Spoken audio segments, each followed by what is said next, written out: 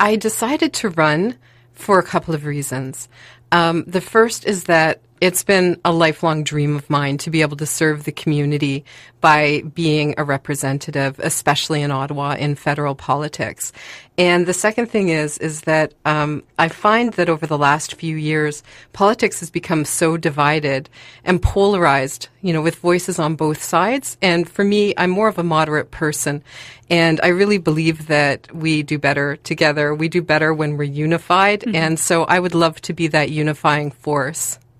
I have had my own business for the last 20 years doing marketing and communications consulting, but I did grow up in a political family. I grew up in Georgetown, Ontario, and my mother was a school board trustee, a 3-term trustee and chair of the Board of Education, and also a local councillor. And my father was on the Hydro Commission. So I grew up around politics and issues all the time. And to a large extent, it really is in my blood.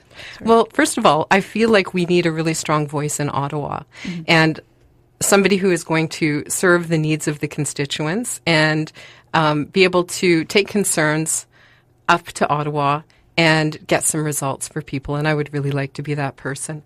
Some of the issues that I care about most, I care about climate change a lot. I care about the environment.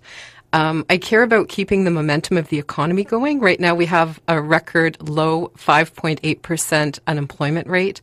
Our economy is actually doing pretty well despite all the naysayers. And I would love to see those opportunities in the economy continue and for some of them to come home to Dufferin-Caledon as well. Mm-hmm. And I also, along that same line, I would love to see us build an environmental economy. Mm. We talk a lot about how we're in transition right now between the old ways of doing things and the new ways of doing things. I'd like to see more investment in the new ways of doing things so we can kind of move into a greener future. Yeah, renewable energy, green building, all sorts of innovations like that. There's no reason why we can't be a leader. Well, I think we need to preserve our agricultural lands and the quality of our air and water. That is something that I've been concerned about since I moved to the area.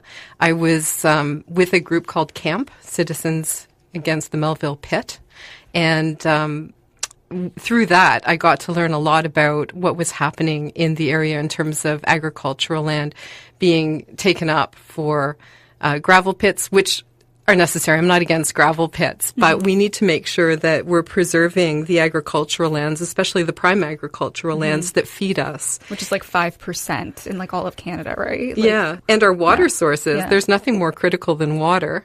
I'm a very positive person, and I care about policies that are going to be inclusive, that are going to be smart solutions, and that are going to be progressive, that are going to take us into the future.